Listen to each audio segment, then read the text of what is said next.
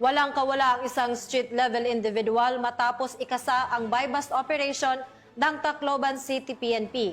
Ang buong detalye ay hatid ni Patrolwoman Maria Elena Singian.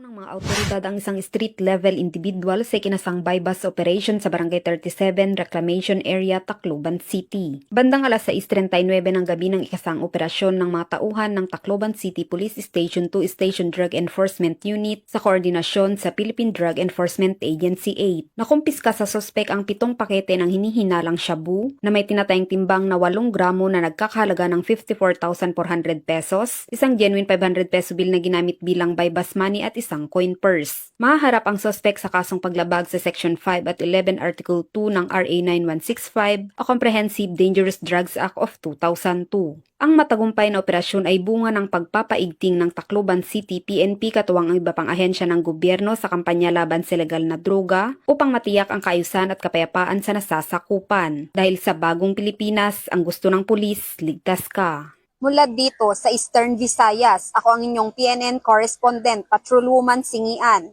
alagad ng batas, tagataguyod ng Balitang Pulis.